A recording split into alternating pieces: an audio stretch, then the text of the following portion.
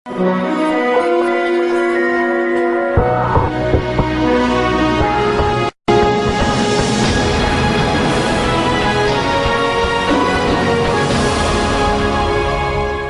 Back नाजरीन।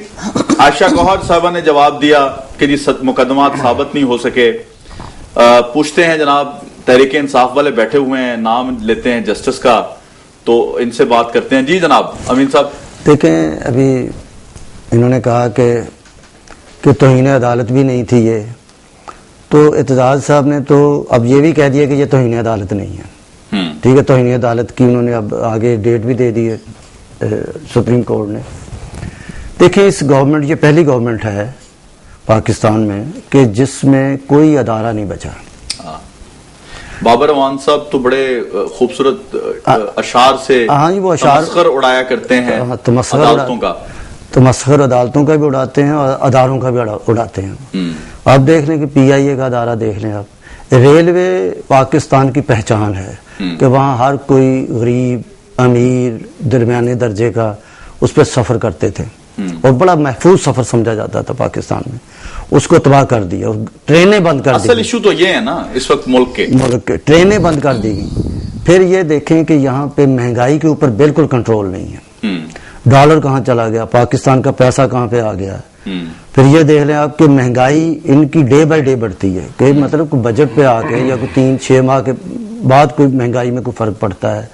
मतलब income वहीं की वहीं है, मतलब तनख्वाहें सैलरी वहीं की वहीं है और वो महंगाई बढ़ती चली जा रही है और आप लोगों के सोर्सेज कम होते जा रहे हैं। और यहाँ तक आप देख लें कि जो 7,000 रुपये तनख्वाह ले रहा है या 6,000 रुपये तनख्वाह ले रहा है, वो किस तरह अपना गुजारा करता होगा, कर रहा है वो। तो इस हुकूमत ने तो हंस के और रोज बरोज मतलब कोई ना कोई बहाना करके वक्त गुजार रहे। लेकिन आपके साथ तो बड़ी मोहब्बत करते हैं ये लोग हमारे साथ। जब आप जलसा करते हैं, आपका जलसा कामयाब होता है, तो ये इनके लोगों को बाकायदा कहा जाता है कि आपने तहरीक इंसाफ के अगेंस्ट बात नहीं करनी टॉक शोज में। सबसे ज्यादा हमें पता है, ये सबसे ज्यादा आप देख लें, इनके वजीर दाखिला वो हमारे खिलाफ बोलते हैं, इनके प्रेसिडेंट हैं वो जब जलसा करते हैं वो बोलते हैं, प्राइम मिनिस्टर बोलते हैं। तहरीक इंसाफ के इस वक्त नून लीग हो, दूसरी कोई भी पार्टियां हो, वो इस वक्त हमारे खिलाफ ठीक ठाक बोल रही हैं और इल्जामात लगा रही हैं। नहीं, आप तो इतने और तहरीक लोग हैं कि पाकिस्तान की तारीख में पहली दफा आप के लीडर की तकरीर सुनने के लिए अल्ताफ भाई की तकरीर जो है वो शॉर्ट करवा दी जाती है। आप तो बड़े ताकतवर लोग हैं इन दिनों में। शमसी भाई, वो इसलिए है कि देखिए इस वक्त ये भी मैं आपको बताऊंगा, 64 साल हो गए पाकिस्तान बने हुए। ये पहली दफा है पार्लियामेंट के अंदर जितनी पार्टियां बैठी हैं, MQM इक्तदार में है, काफ लीग इक्तदार में है, नून लीग इक्तदार में है। अगर आप भी होते तो आप भी इक्तदार में आपने बाइकआउट कर दिया। अच्छा, ये आगे आ जाए, ये अपने ANP इक्तदार में है, मौलाना फजल रहमान कश्मीर कमेटी के चेयरमैन है। कोई पार्टी इक्तदार से बाहर नहीं है। लेकिन ये भी हमारी इन लोगों ने इतनी पार्टियों को हम साथ लेके चल रहे हैं, यही ना चक्कर और फ्रॉड के साथ चल रहे हैं, और इन्होंने कुछ डिलीवर नहीं किया। इसलिए हमारे जलसों में लोग आ रहे हैं, बच्चे भी आ रहे हैं, बूढ़े भी आ रहे हैं, जवान भी आ रहे हैं, औरतें भी आ रही हैं, उनकी नुमाइंदगी असेंबलियों में है, तो हर किस्म के लोग वहाँ पे आ रहे हैं।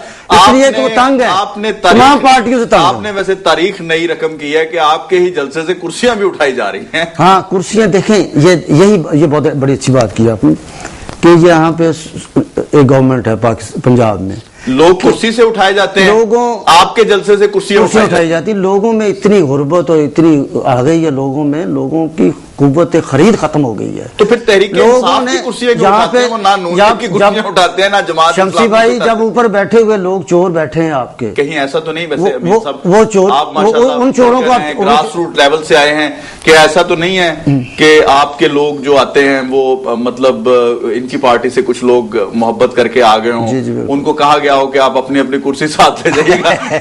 नहीं, मैं आपको बताऊं कि चोर जो है ना, बड़े चोर, आप जेलों में जाके देखें, आपको वहाँ गरीब चोर तो नजर आएंगे, गरीब बैठे हुए बेचारे नजर आएंगे, छोटे चोर नजर नहीं आएंगे। अब बड़े चोर जो ऐवानों में बैठे हैं ना, जिन्हें अरबों खरबों डॉलर बाहर के मुल्कों में जमा है, वो बैठे हैं और कोई इस्तेसना। जितना बड़ा चोर है उसको ये चोरी समझते नहीं। इसलिए ये कुर्सी चोरी तो कोई बात ही नहीं। ये जो इमरान खान साहब की शख्सियत है इसमें कोई शक नहीं कि उनके अंदर मुतासर करने की सलाहियत भी है, उन्होंने वो किया।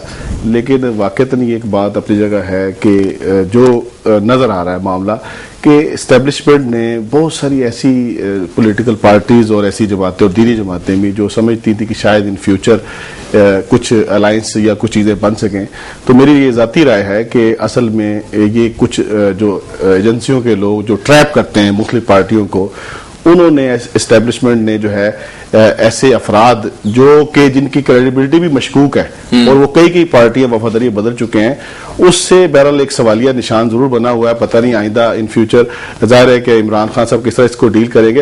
लेकिन इसके साथ एक और चीज भी है, देखें हमने देखा है इस मुल्क में पीपल्स पार्टी भी, मुस्लिम लीग नून भी, जमात इस्लामी, हमारे जलसे माजी में भी बहुत बड़े बड़े जलसे हुए हैं और अब भी हुए हैं और आइंदा भी हम करेंगे। किलोमीटर लंबे जलसे हुए हैं। लेकिन मैं इसमें अर्ज करूंगा कि जिस तेजी के साथ एस्टेब्लिशमेंट ने गैर फितरी अंदाज में कुछ चीजें की हैं, तो हमें ये खदशा है कि वो लोग देखें, एक साख बनी हुई तबाह करना बड़ा आसान काम होता है कि आपकी 15-16 साल की डेवलपमेंट खराब हो जाए। लेकिन ये है कि ये इमरान खान साहब खुद भी सोचना चाहिए कि क्या ये जो कुछ लोग आके उन्होंने म्यूजिकल शो बना दिए जलसों को, और ऐसा तो पीपल्स पार्टी ने आज तक नहीं किया। देखें, पीपल्स पार्टी को सेकुलर जमात कहा जाता है, वो नहीं आज तक कर सकी, तो क्या आपकी जो क्रेडिबिलिटी है उसको कोई दाव पे तो नहीं लगा दिया गया? ये बहरहाल सोचने की बात है। देखिए, बात यह है कि जो स्टैब्लिशमेंट की बात की है ना, अच्छा, वैसे एक बात जो इन्होंने की है म्यूजिकल शो की, उसमें तो आगे लेके चलते हैं। फर्ज करें जी आपका कुछ मौलाना हजरात से इत्तेहाद हो जाता है, तो ये जब आपके जलसे में इकट्ठे आप जलसे करें तो म्यूजिकल शो उस वक्त भी होगा? हम तो ना कभी कबूल करते हैं, ना हम खुद करते हैं, ना हम इसे अच्छा समझते हैं। लेकिन एक इनको मैं दाद देता हूं, क्रेडिट देना चाहूंगा कि कौमी तराना जो जलसे में इन्होंने जो है मुतारफ करवाया, उसका जो तकरीबन हर जलसे में अब हो रहा है। कौमी तराना अच्छी बात है। इमरान खान साहब का स्टेज पे नमाज भी अकेले पढ़ना अच्छी बात है, लेकिन उसके साथ साथ गुलकारों के गाने, बहुत सारे गाने और आम लड़के लड़कियां जो यूथ है आपकी मुझसे, उसको आप किस तरफ धकेल रहे हैं? आप उन्हें पॉजिटिव चीज दें, आप उन्हें बताएं मुल्की मसाइल क्या हैं, आप उन्हें बताएं इन इश्यूज पे हमने किस तरह चलना है। लेकिन जब आप पूरे का पूरा उसे एक म्यूजिकल शो बना देंगे जलसे को, उसको कोई भी लाइक नहीं करता। अच्छा, एक तो ये तो जमात इस्लामी के जलसों में भी ढोल बजता है। नहीं, हमारे कभी जलसों में, हमारे जलसों में ना कभी ढोल बजे। हम तो समझते हैं ठीक है, जोश का इजहार यूथ करती है, नारों के जरिए करती है, अपने जो क्लैपिंग के जरिए करती है, यूथ बताती है कि हम लोग शरीक हैं। और ये देखें ना, बाजी करीब में भी जलसे हुए हैं और तमाम बड़ी तमाम सियासी बातें करती हैं। वहाँ पे अमूमन कौमी तराने होते हैं और जज्बा और जुनून, मतलब तरानों के जरिए। कौमी तराने की हद तक तो ठीक है, नहीं, कौमी तराने ही होते हैं, वो तराना ही वहाँ गाया जाता है। अपना बाबर रहमान साहब ने कहा था ना कि वो किन्ने किन्ने जाना है, बिल्लो दे घर जाने वाले लोग जो हैं वो लाइन में लगे। लेकिन ऐसे कोई गाने, वो कहते हैं वो फैज अहमद फैज की नज़में पढ़ना शुरू हो गई। लेकिन हमें पता है मीन ज़की साहब जैसे लोग जो है ना, वो कम से कम ऐसे नजरियाती लोग हैं जो इसे शायद लाइक नहीं करते। एक मैं अमीन साहब एक बात कहूंगा, क्या ये एक बहुत अजीब बात नहीं है कि कुछ लोगों की कुर्बानियां हैं, पार्टी को जिंदा रखा, पार्टी को अपना इतना, मैं समझता हूं कि जब तक लाहौर का जलसा हुआ है वो इनकी ग्रास रूट लेवल पे इनके वर्कर्स की मेहनत से वो जलसा हुआ था। जी जी। आगे जो कबूतर उड़ के दूसरी छतरियों से जो आ रहे हैं आपकी छतरी पे, जी जी, क्या समझते हैं कि वो आपके साथ ही रहेंगे? कहीं ऐसा तो नहीं होगा कभी कड़ा वक्त आया आपकी पार्टी पे तो वो भाग जाएंगे और आप लोग ही करीब होंगे, जो अब सोफों से उठ के पीछे चले गए हैं वो सोफों पे आके बैठ गए हैं खान साहब के साथ? देखिए शमसी साहब, हमने 30 अक्टूबर के जलसे में पाकिस्तान के हर शहरी को दावत दी है कि वो तहरीक इंसाफ में शामिल हो।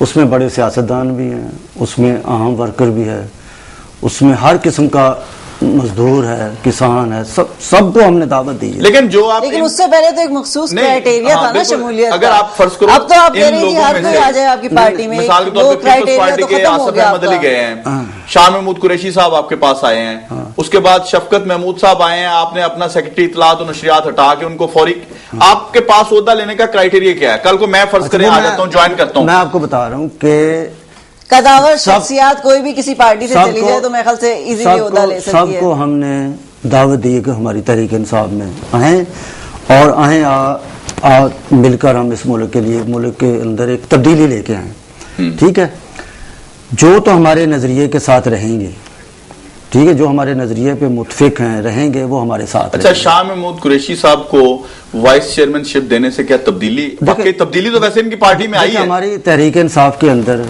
जितने भी लोग आए हैं अभी स्वाय एक शाह महमूद को या एक आध और को जिम्मेदारी दी गई है। नहीं, वो ओहदे दिए गए हैं जिनकी कोई हैसियत है। हाँ जी, मिसाल के तौर पे सेक्रेटरी जो है शाह महमूद कुरैशी साहब एक बहुत बड़ा अपना पोर्टफोलियो छोड़ के आए हैं पार्टी का, और वो आए हैं और उन्हें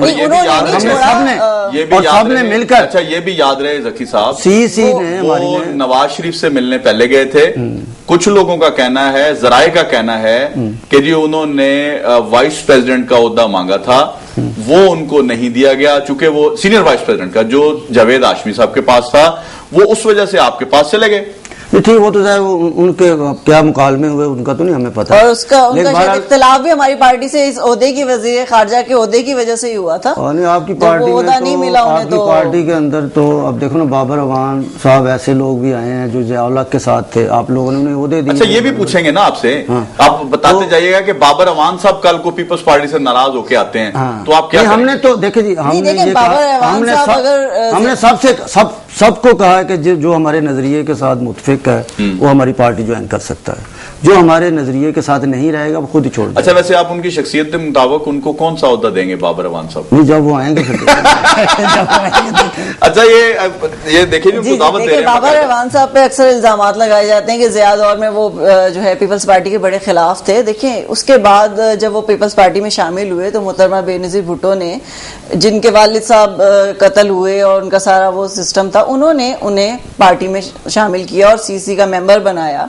जब वो सारे गिले शिकवे भूल गई, जिसके वालिद फांसी पे चढ़े थे और लोगों ने पता नहीं क्या, बहुत से पीपल्स पार्टी के भी कारकुन अंकल और बहुत से लोग उनके साथ छोड़ गए थे उस टाइम, तो दूसरी पार्टी को तो हम क्या गिला शिकवा करें, लेकिन फिर भी बाबर अवान साहब हमारी पार्टी में आए, हमारी लीडरशिप से, और उन्होंने बेतहाशा मुकदमात जो है हमारी पार्टी के लीडरशिप के लड़े, और वो शाना चले जरदारी साहब के, मोहतरमा बेनज़ीर भुट्टो के। तो मेरे ख्याल से इतनी पुरानी बातें इंसान को भूल जानी चाहिए। जब एक इंसान खुले दिल से किसी पार्टी में या किसी से उसमें शामिल होता है ऑर्गेनाइजेशन में, तो वो मेरे ख्याल से उनके अब पीपल्स पार्टी के असूलों पे चल रहे हैं। अब वो नारा या वो चीज ही हम पीटते रहेंगे जी उन्होंने वो बात करी, कुछ तो इस तरह से बहुत से लोग इधर से उधर शफल होते हैं पार्टियों में। पहले शाह महमूद कुरैशी साहब और आसिफ अहमद अली साहब भी तो आपके शाना बशाना चल रहे थे ना, आज इनके शाना बशाना चल रहे। वैसे मैं समझता हूं, अब उन्होंने भी तो किया ना शाह महमूद को, अब ये कहेंगे उनके जलसे में जीए भुट्टो का नारा लगाएं, कल तक तो वो जीए भुट्टो का नारा लगाते थे, अब वो तहरीक इंसाफ में क्या इमरान खान जिंदाबाद के नारे लगाएंगे? पूछते हैं अभी